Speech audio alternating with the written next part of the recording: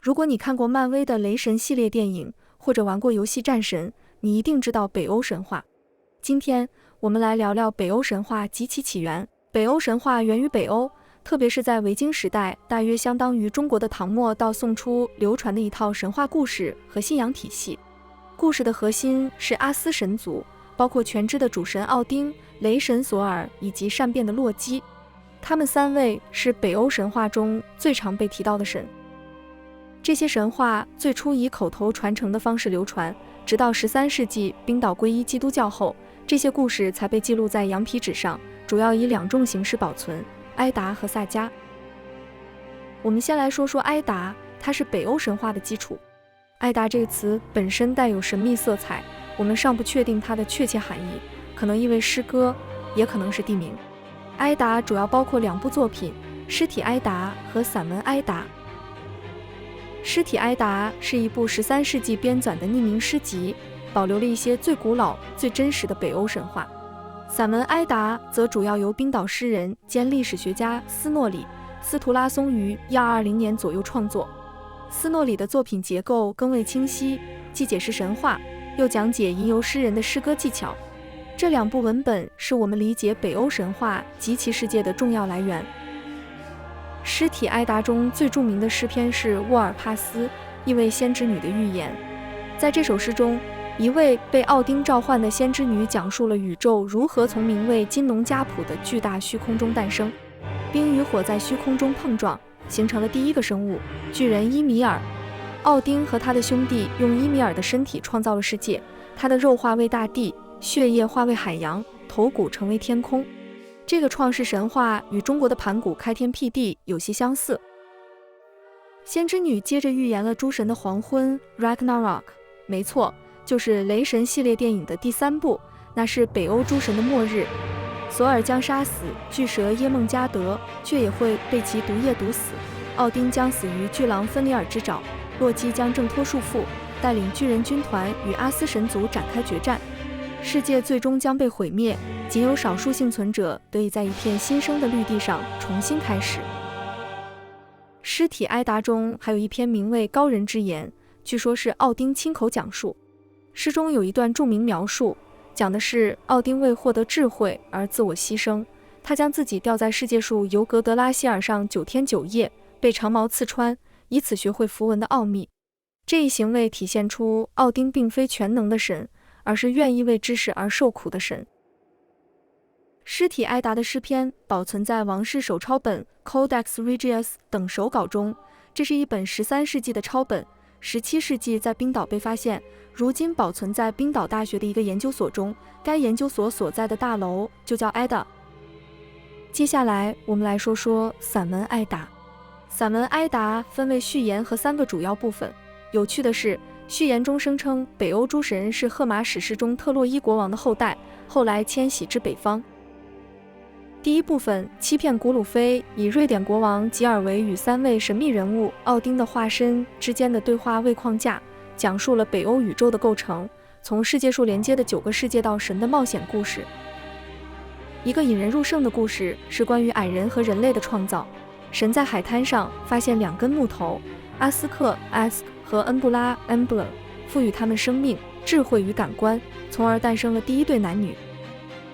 这一部分还记载了洛基的恶作剧，他变成母马引诱巨人的骏马，并最终亲自产下奥丁的8足神驹 Sleipnir。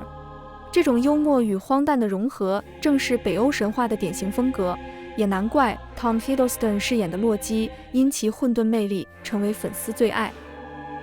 第2部分诗歌的语言则着重解释诗歌中隐喻背后的神话故事，例如黄金被称作西弗的头发，因为洛基曾趁索尔的妻子西弗 Sif 熟睡时剪掉了他的金发。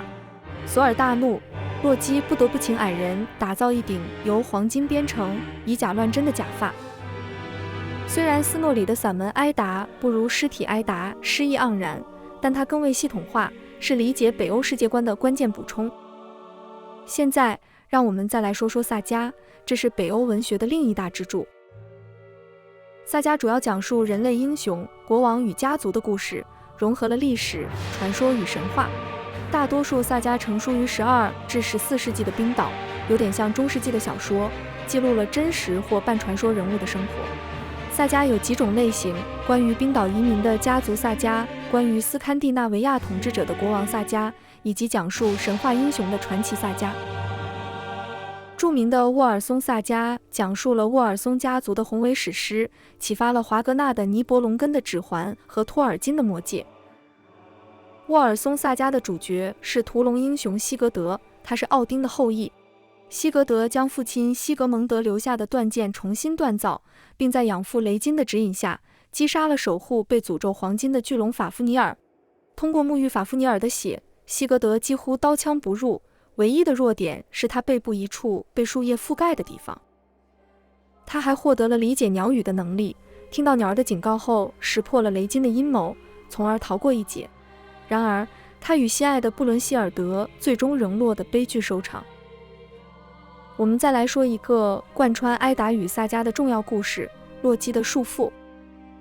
光明之神巴德尔 Baldur 梦见自己的死亡，他的母亲弗利加 Frigg 便向世间万物请求发誓不伤害他，唯独漏掉了一株小小的胡寄生。认为万无一失后，众神开始向巴德尔投掷各种东西来验证不死之身。洛基发现了胡寄生的漏洞，便诱导巴德尔的芒兄黑暗之神霍德尔 Por 用胡寄生掷向巴德尔，最终导致巴德尔身亡。众神震怒，誓言捉拿洛基。洛基变成一条鲑鱼逃跑，但还是被抓获。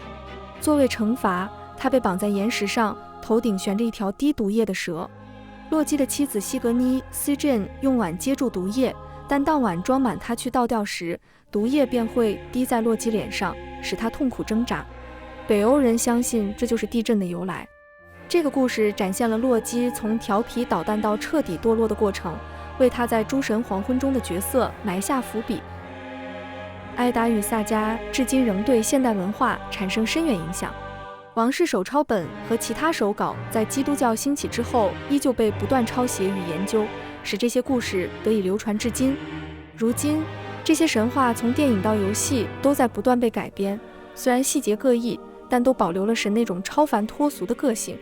诸神黄昏一词更成为流行文化中灾难性结局的代名词。北欧人并不回避黑暗，他们拥抱黑暗，在挣扎中发现美。因此，无论你被奥丁的智慧、索尔的英勇，还是洛基的狡黠所吸引，埃达与萨迦都邀请你进入一个1000年之后仍然鲜活的神话世界。